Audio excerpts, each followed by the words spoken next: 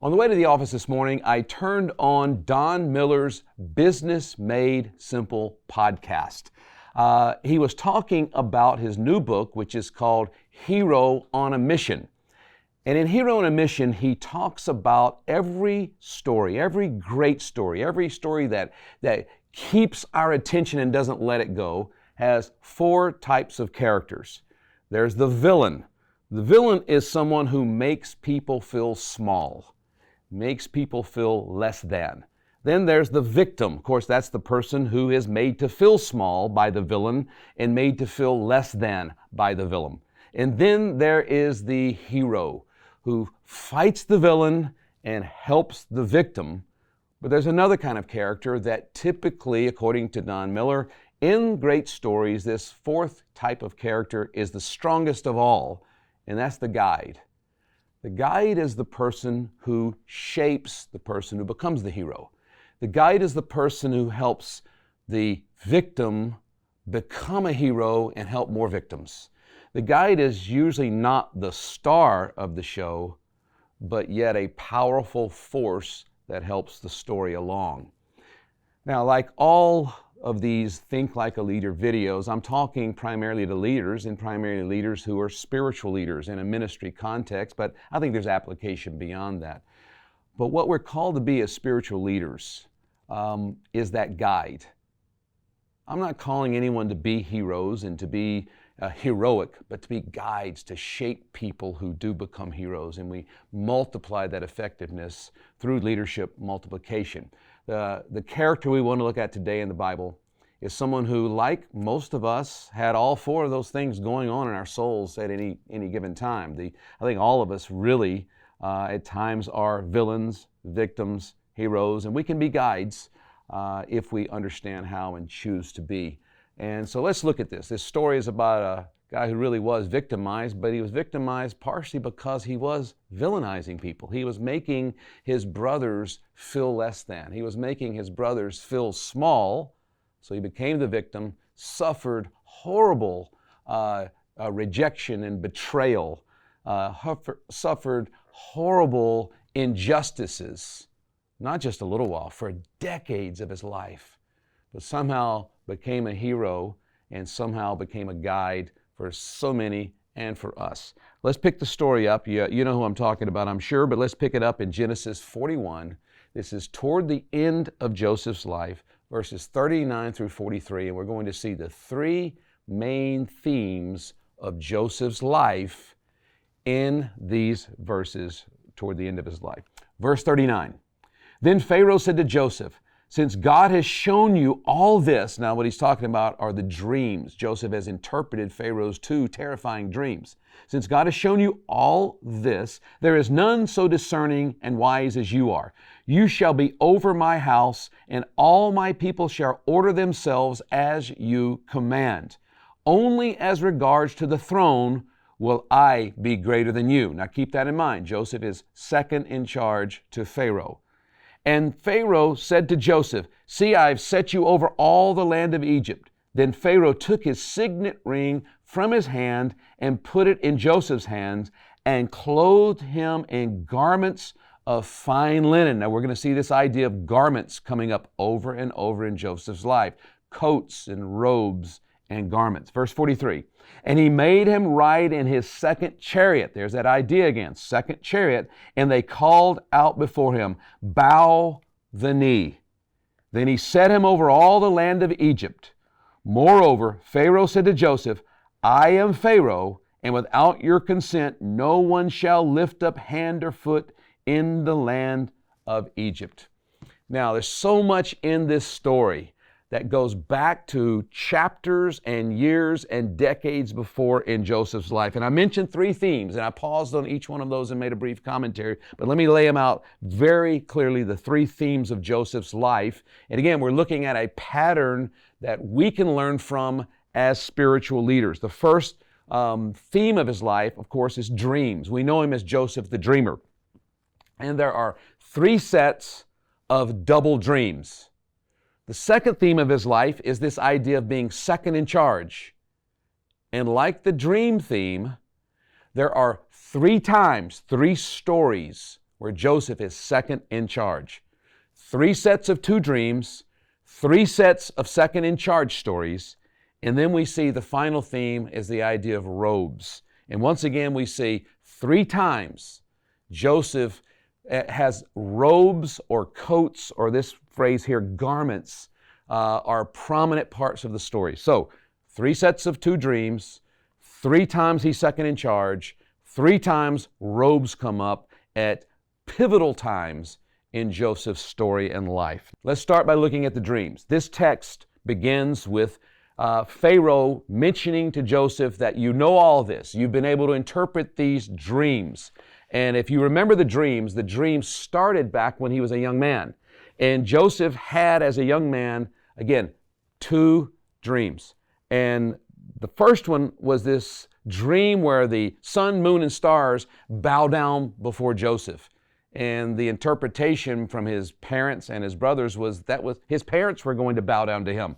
There was another dream when he was a young man that came right after this first one, and it had to do with the crops in the fields bowing down before Joseph. And his brothers really took offense at this because they saw that as themselves. And so his parents felt dishonored that somehow Joseph thinks they're going to bow down to him. The brothers felt beyond dishonored. His older brothers felt angry to the point where they threatened to kill him, and actually some of them tried to kill him, thought they were going to kill him, but at least in the end they sell him as a slave, and his dreams started the problems in his life.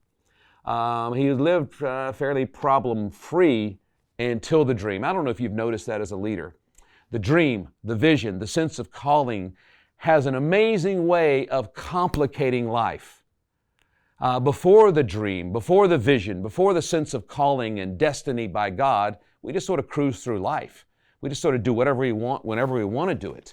But when the dream takes hold of our heart, when a divine dream, a divine call, a sense of mission, a vision from heaven, then it really puts boundaries. There are things we dare not do, we can't do, we don't have time to do. That dream, that vision from God takes over in many ways, takes over our lives in a good way, but it also tends to alienate people. There are a lot of people who maybe like a leader until they get captured by a dream or a vision. And this is what happened to Joseph. Now, partially because Joseph used the dream to make his brothers feel small.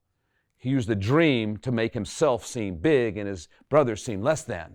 And so at that point, he was sort of the villain, and his brothers were being pushed aside, and that dream was being lorded over them. And sometimes leaders, immature leaders, do that.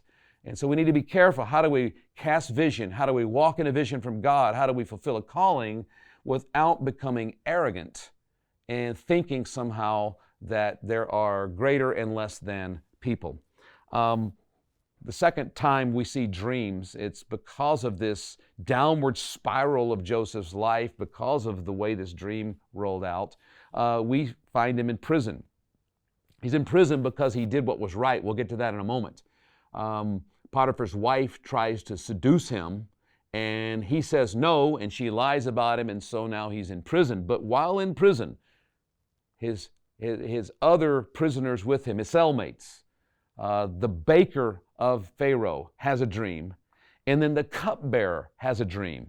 And Joseph ends up interpreting both of those dreams. But we're told in chapter 40, verse 23, that the cupbearer forgot Joseph. Joseph says, look, all I'm asking for you, when you get out, this dream is going to get you out of prison. When you get out, remember me when you're before Pharaoh.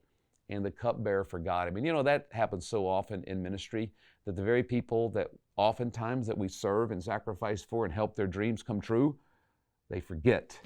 And the quicker you accept that as a leader, and the quicker you stop being offended by that and stop thinking people owe us anything, the better off we'll be. He was forgotten. And then the third set of dreams is what we started this text with. So there were the dreams when he was a young man. There were the dreams, 2 dreams as a young man, 2 dreams while he was in prison. And then again, we find this 2 dreams later in life by Pharaoh. These were Pharaoh's dreams. There's this dream of the 7 ugly cows, skinny cows that ate the big cows. And then it was the dream of the 7 ears of grain. And so again, this dream got him out of prison, and he interprets it, and Pharaoh's now exalting him, and this is the text we're reading right now.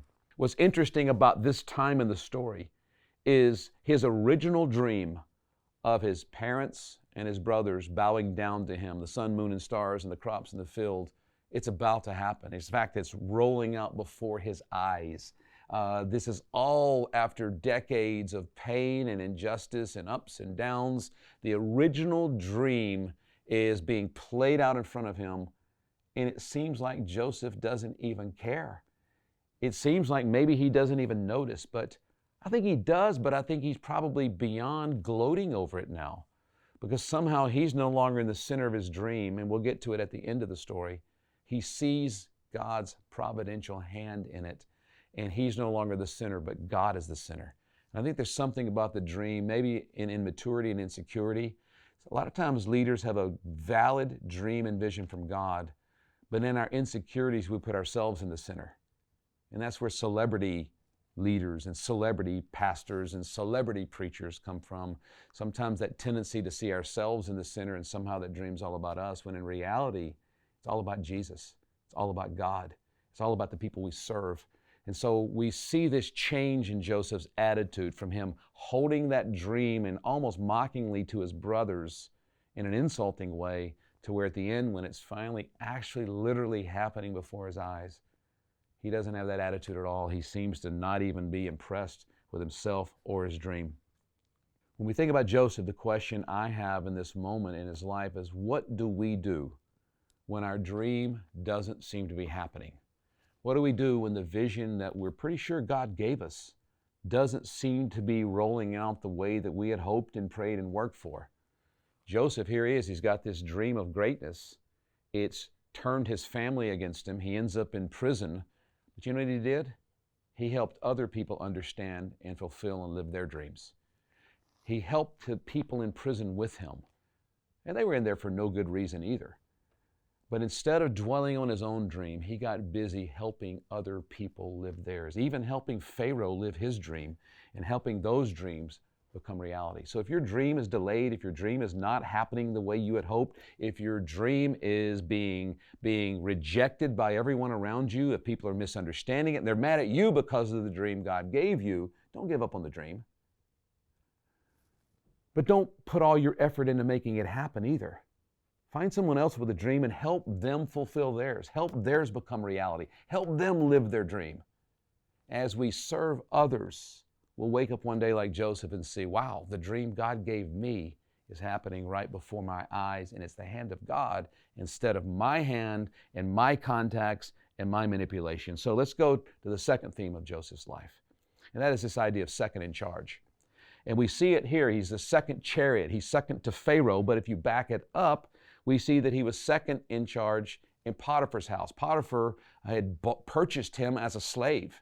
Potiphar was his master, but as a slave, we see in time, Joseph was so good at everything he did, and the hand of God was on him in such a way that he went from being just the slave to being the right-hand confidant of this wealthy man. And besides that, when we find out that once he is in prison and once he's been framed and lied about, and then Potiphar puts him in prison, what we find is he rises the ranks of the prison guards. And now he's a prisoner, but he's the top prisoner, sort of again, and second in command to even the guard who looks to him as a leader in the prison. So what we see is he keeps on having this second in command thing.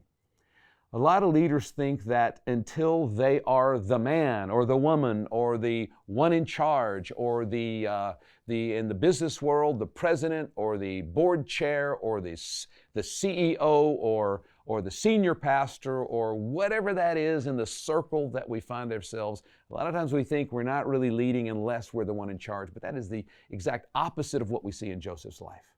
He actually was never that guy. He was never the one in charge. At best, he was second in charge, and yet his leadership influence was hard to even describe. In every situation he led, even though he was not the leader, but the second in charge. Don't wait until you're in charge of something to be the kind of leader God's called you to be. If we're always waiting, then we're never going to lead. Wherever we find ourselves, we can be spiritual leaders in whatever context we're in, not waiting for the top position. Position is way overrated. And then we find this third theme, which are the robes. In our text, we see Pharaoh putting this robe, it says linen garment, putting this, and it would have been what we would call a robe today, on Joseph in this moment in front of everyone. And it's this position, it's this act of authority. He puts a ring and he puts this robe. And it's the third time we see a robe being extended to Joseph. The first time we know it's that coat of many colors that his dad gave him. And it's what turned his brothers away. He was the youngest brother, and the brothers were so offended by this act that he had this robe that, you know what they did? They tore it away from him. They took it. They took the robe, and I call that first robe from his dad, it's his robe of identity. That's what we get from our dad. That's what we get from our Father in heaven. It's a calling. It's a robe of calling, a robe of identity, a robe of calling. And as we look at Joseph's story, my own experience and every leader I know, people will try to take your identity. People will try to take your calling. Well-meaning people will try to take your identity and take your calling. Even when they do take the symbol of that, maybe the position of that, as Joseph, they took that robe from him and then they sold him into slavery, they still couldn't take it out of his heart. Deep in there was an identity that he got from his father, and there was a sense of calling. So if we hold on to our identity in God, if we hold on to that sense of calling and the mission God's given us, they can take all the other stuff and we can still live that out. That's the first robe. The second robe, we find he's in Potiphar's house. You know the story. If you're a preacher, I'm sure you've preached the story. Potiphar has risen the ranks. He's just about his business, and Potiphar's wife tries to seduce him. Boy, it is blunt, it is blatant. In chapter 37 of Genesis, you can read the whole story there. But wow, she throws herself at him repeatedly, day after day, and we're told that Joseph said no, and he did his best to stay away from her. Good idea, stay away from people like that, whether they're men or women, stay away from them. He didn't start a Bible study with her and pray for her. He didn't say, hey, let's pray about this, and why don't you come to church with me? No, let somebody else take her to church. You stay away. Stay away from people like that. But finally, she not only tries to plead with him to seduce him, he's running away, and she grabs what? His robe. He keeps running, and she has the robe. The same way the brothers tried to take the robe of calling and identity from him, now this temptress tries to steal the robe of his integrity. She got the robe, but she couldn't take his integrity. And Joseph, being a man of moral integrity, cost him his freedom. It cost him his reputation. He never violated his integrity, but he still got thrown in prison because she accused him of trying to rape her. He goes to jail, but he kept his integrity. Sometimes being a man or woman of integrity will cost you. I know people, they've lost promotions because of their integrity. I know people who have lost their jobs because they refused to compromise and do something that was wrong. There are a lot of ways that we can be penalized for being people of righteousness, people of truth, people of the Word. But in the end, God will work it out. We see in Joseph, doing the right thing does not always immediately pay off. So, we're talking about the robes. His father gives him a robe of calling. They take it from him, but he holds on to the call. He's got his integrity. This robe is taken from him, but yet he kept his integrity.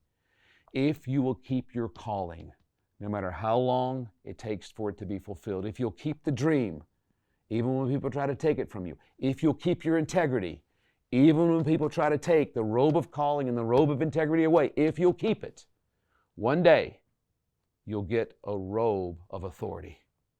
This is the robe of authority that Pharaoh is putting on his second in charge, honoring Joseph in front of. It's been decades now, and he puts that robe of authority.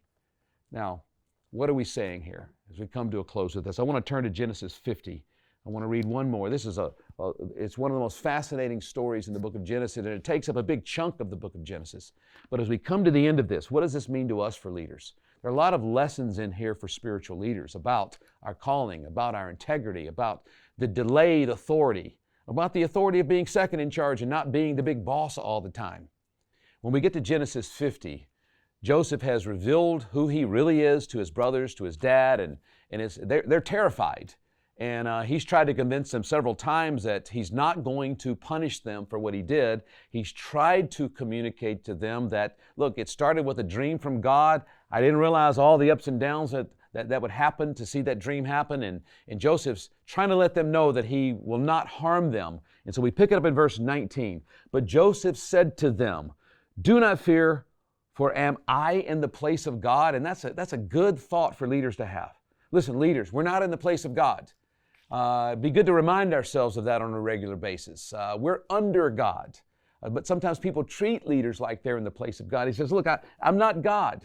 God had something going on, and I submit to the plan of God, even though it was painful, if I can read between the lines. Verse 20, as for you, you meant evil against me, but God meant it for good, to bring about that many people, that's his whole family, should be kept alive as they are today.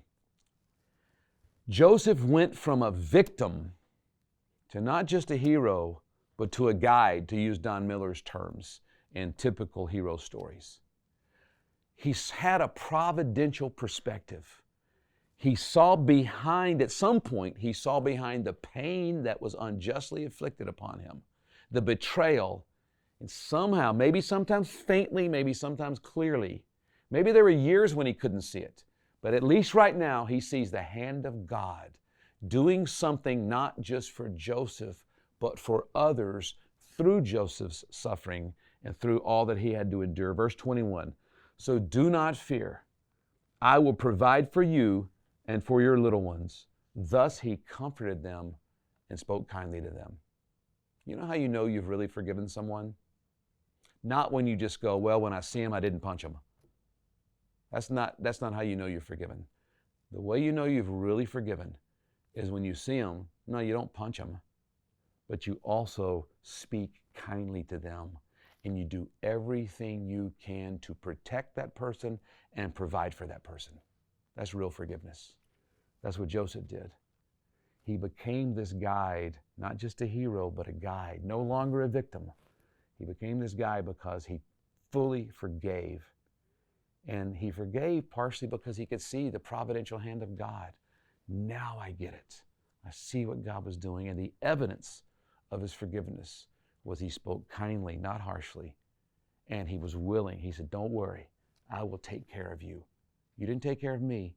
He didn't say it, he didn't stick it in their face, but he knows his own story. But I will take care of you. Don't worry, I've got your back. That's real forgiveness. That's real leadership. And in ministry, you'll have endless opportunities to forgive. So reject being a villain or a victim. Don't even try to be a hero.